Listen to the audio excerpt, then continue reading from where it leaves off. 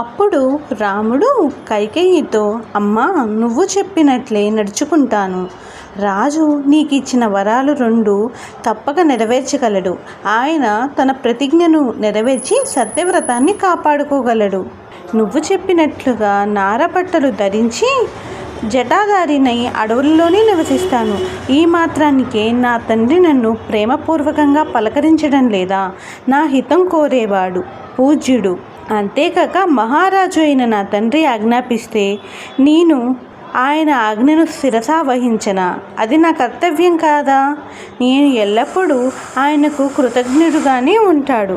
అమ్మ, భరతునికి రాజాభిషేకం గురించి తండ్రి గారు ఒక్క మాట నాతో చెప్పినా నేను సంతోషంగా అంగీకరించేవాడిని. నన్ను ఎవరూ ప్రేరేపించకపోయినా నేనే తమ్ముడైన భరతుని కోసం నా సర్వస్వాన్ని, ఆఖరుకు నా ప్రాణాలను కూడా సంతోషంగా అర్పించేవాడిని. అమ్మా, తండ్రి గారే స్వయంగా నీ ప్రియమైన కోరికను తీర్చమని అడిగితే నా సర్వస్వాన్ని తండ్రి గారి ప్రతిజ్ఞ నెరవేర్చడానికి, అర్పించడానికి సిద్ధంగా ఉన్నాను. నా తమ్ముడు భరతునికి సర్వస్వం ఇవ్వగలనని విడిగా చెప్పాలా? అమ్మా, నువ్వు తండ్రి గారిని ఓదార్చు. మహారాజు దైన్యంగా నేలచూపులు చూడటం బాగాలేదు. శత్రు సంహారకుడు, ఎదిరింప సఖ్యం కానివాడు అయిన దశరథ మహారాజుతే కన్నీరు పెట్టించకు. ఆయనను ఓదార్చు. అమ్మ, రాజాజ్ఞగా కబురు పంపి వెంటనే భరతుణ్ణి ఇక్కడకు పిలిపించు. నేను వెంటనే ముందు వెనక ఆలోచించకుండా అరణ్యాలకు బయలుదేరుతున్నాను. అలాగే వెంటనే భరతునికి కూడా రాజ్యాభిషేకం చేయించు అని అన్నాడు. అప్పుడు కైకేయి రాముడితో, రామా, ఈ మహారాజు సిగ్గు వలన నీతో స్వయంగా చెప్పలేకపోతున్నాడు. ఆయన పరిస్థితిని అర్థం చేసుకో.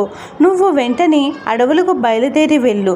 నువ్వు అయోధ్య వదిలి వెళ్ళే వరకు నీ తండ్రి స్నానం చేయడు, అన్నం తినడు. కాబట్టి ఆయన ఆరోగ్యాన్ని దృష్టిలో ఉంచుకొని వెంటనే అడవులకు బయలుదేరు. ఏమాత్రం ఆలస్యమైనా అది శ్రేయస్కరం కాదని నేను అనుకుంటున్నాను. నువ్వు చెప్పినట్టుగానే వేగంగా చౌడు తీసే గుర్రాలనిచ్చి దూతలను పంపి భరతుణ్ణి పిలిపిస్తాను. అతడు రాగానే రాజ్యాభిషేకం ఏర్పాట్లు జరుగుతాయి.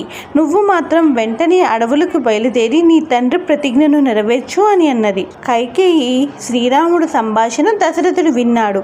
దుఃఖంతో ఆయన గుండెలు పగిలాయి. ఆ దుఃఖంలోనే అప్రయత్నంగానే నాకెంతటి దుస్థితి పట్టింది అని తిరిగి మూర్ఛపోయాడు. రాముడు ఆయనను లేవనెత్తి సపర్యలు చేయపోయాడు. అంతటా కైకేయి రామునితో, రాజుకు సేవలు చేసే వంగతో అడవులకు పోవటానికి ఆలస్యం చేస్తున్నావు అని పరి విధాలుగా నిందించింది. రాముడు ఆమె మాటలకు ఏమీ వ్యధ చెందలేదు. అప్పుడు రాముడు, అమ్మా, నేను ధనాన్ని ఆశించి కానీ మరో ప్రయోజనాన్ని ఆశించి కానీ రాజుకు సేవ చేయడం లేదు. నేను ధర్మాన్ని పాటిస్తున్నాను. నీకు రాజుకు మాట ఇవ్వడం వల్ల నేను ఋషితో సమానుడయ్యాను. నా తండ్రి ఏం కావాలన్నా నా ప్రాణాలు అర్పించి అయినా ఆయన కోరిక తీరుస్తాను. తండ్రికి శుశ్రూష చేయడం, ఆయన ఆజ్ఞను పాలించడం నా ధర్మంగా భావిస్తాను.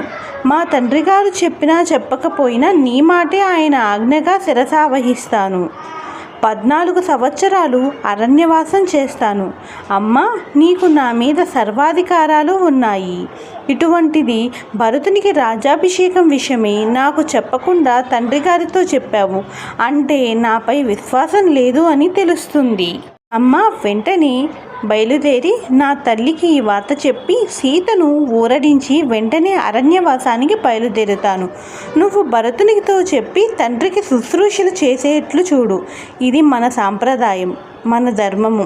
రాముని ధర్మసమ్మతమైన ఓర్పుతో కూడిన సంభాషణ అంతా వింటున్న దశరథుడు బోరున ఏడ్చాడు.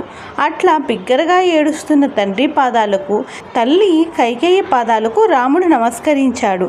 తరువాత రాజమందిరం నుండి బయటికి వచ్చాడు. ఇదంతా ద్వారం వద్ద వేచి ఉన్న లక్ష్మణుడు వింటూ ఉన్నాడు.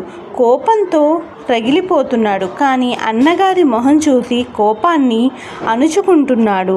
రాముడు బయటికి రాగానే రాముని వెనకగా వెళ్ళాడు. రాముడు అక్కడ అమర్చిన పట్టాభిషేక ద్రవ్యములకు నమస్కరించాడు. సమస్తము త్యజించిన యోగి వలె అక్కడ నుండి వెళుతున్నాడు. ఛత్రమును చామరమును వద్దన్నాడు. తన వెంట వచ్చిన స్నేహితులను వెళ్ళిపోమ్మన్నాడు. రథమును కూడా వద్దన్నాడు. పాదచారియే తన తల్లి కౌసల్య మందిరానికి వెళ్ళాడు. ఇంత జరిగినా రాముని మొహం మీద ఉన్న చిరునవ్వు చెరగలేదు. అందరినీ చిరునవ్వుతో పలకరిస్తున్నాడు. రాముని వెంట ఉన్న లక్ష్మణుడు మాత్రం కోపంతో రగిలిపోతున్నాడు.